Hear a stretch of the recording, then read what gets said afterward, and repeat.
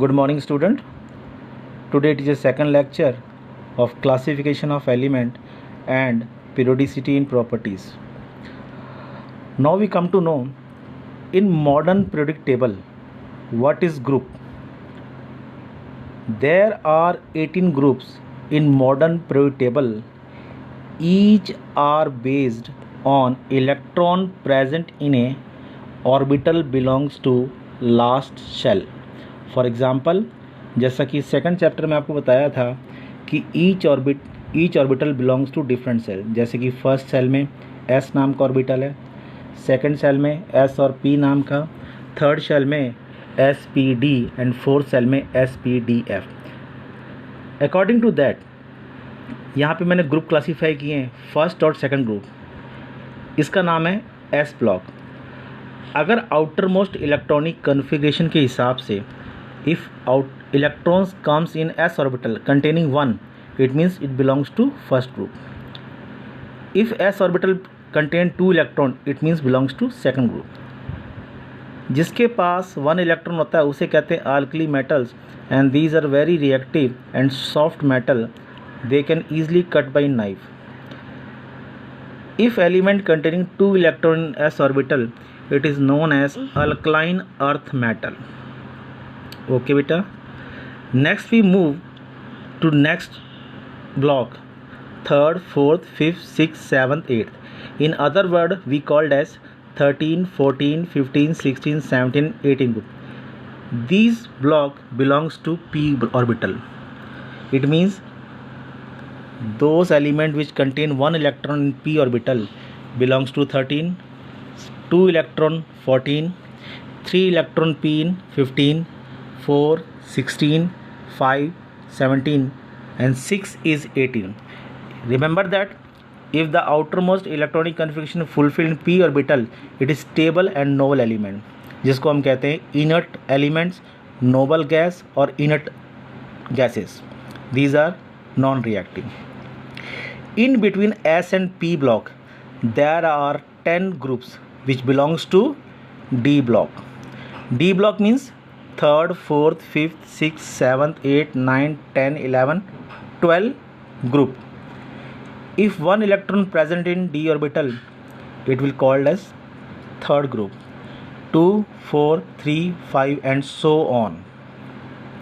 Is that clear? Next, modern periodic table contain periods. Periods such as there are 7 periods and these are based on number of shell. जैसे आपने 10th में किया था sodium, atomic number 11, 281. It means 281 यानी we are taking electron in the third shell, यानी that element belongs to third shell. Here n is equal to third means third period, n is equal to 4 cell means fourth period and so on. You should also know that I have given you magic number. This magic number helps to place element and also it gives information the number of elements present along the horizontal row. It means first period contain 2 element, second period contain 8 element, third 8, fourth period contain 18, fifth 18, 6, 32 and so on.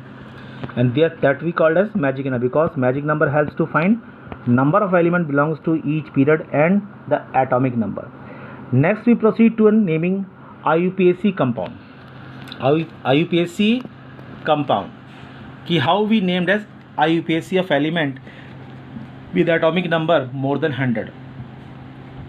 You always know hydrogen, helium, lithium, beryllium, boron, carbon and each atomic number you memorize very easily.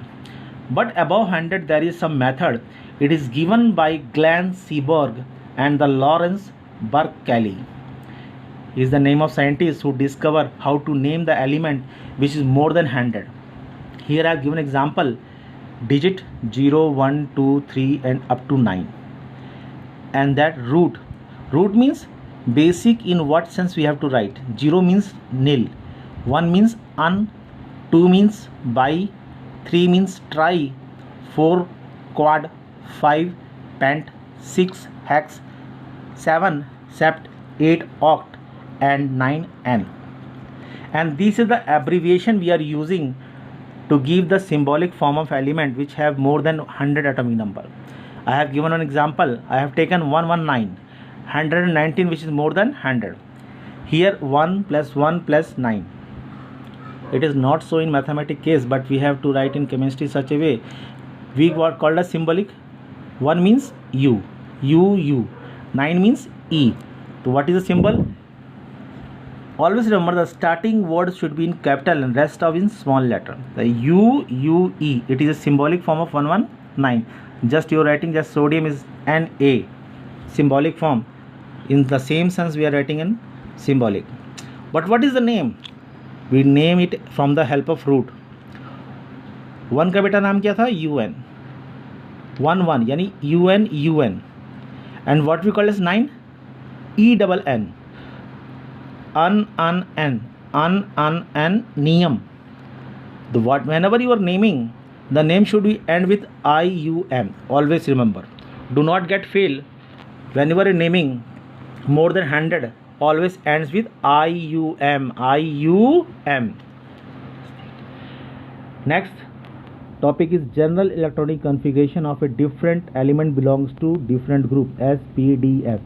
आपका modern periodic table जो है बेटे 4 block में divide है SPDF. तो I have mention the general electronic configuration along with the group. आप कभी घर में प्रैक्टिस करेंगे. मैं आपको PDF में मॉडर्न पीरियोडिक टेबल ही भेज रहा हूँ, तो घर बैठ कर स्टडी करना. I think you are not getting a point. I will explain in next lecture कि सर आपने ये जनरल कॉन्फ़िगरेशन लिखा कैसे है. तो बस आप याद रखना, इस रूट को फॉलो करना कि S के लिए NS 1 और 2. इट मीन्स S ऑर्बिटल में 1 से 2 इलेक्ट्रॉन आएंगे. N stand for shell. Shell means period. ऐसे आप जब P ब्लॉक करोगे तो NS2 NP1 - 6 यानी कि P में 1 से लेकर 6 इलेक्ट्रॉन आ सकते हैं. मान लो we are talking about carbon 6 होते हैं बेटे atom number 6. 1s2 2s2 2p2. तो यहाँ पे 2s2 कंप्लीट रहेगा. 2p यहाँ पे 2 इलेक्ट्रॉन आ जाएंगे. Similarly in the case of d orbital n-1 d 1 - 10 ns 0 से 2. अगर आप इसको 4 मानते हो यानी 4s2 मानते हो तो 4 - 1 क्या होगा? 3d. तो 3d में जितने इलेक्ट्रॉन होंगे that we called as d block. And similarly f block. f block में एस्ट्रिक मार्क लगा रखा है. It means it is none of your concern but take a knowledge for future. क्योंकि आपको नॉलेज तो चाहिए बेटा. If you are studying in the medical non medical then you to gain lot of knowledge and patience. Okay, next go through topic.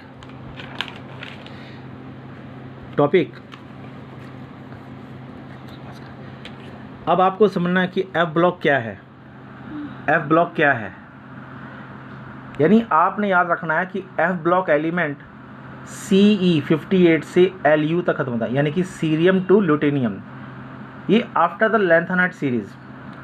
और ये जो है TH90 और Lr यानी कि थोरियम टू लॉरेंसियम. याद रखना बेटे the elements belongs to F block. F block में जो एलिमेंट है they are the radio active. Radioactive means the radioactive elements are those which react spontaneously when it comes contact with air and water. Okay बेटा, तो remember that. यहाँ पे 2 definition दे रहा हूँ कि आप जब एक्टिनॉइड सीरीज देखोगे मॉडर्न पीरियोडिक टेबल से तो यूरेनियम के बाद जो सीरीज क्या बोलते हैं, यूरेनियम के बाद जो सीरीज है that we called as transuranic element.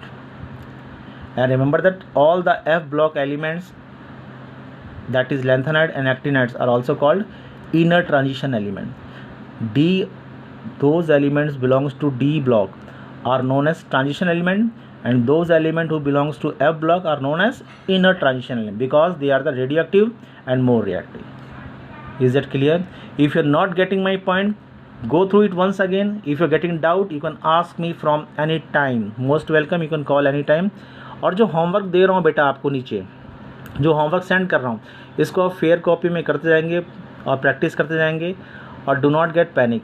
अगर आपको नहीं आता तो आप व्हाट्सअप के थ्रू मैसेज दे दीजिए सर, तो मैं उस टॉपिक को दोबारा रिवाइज करा दूँगा. So again wait for next lecture. Have a nice day. Okay बेटा, थैंक्स.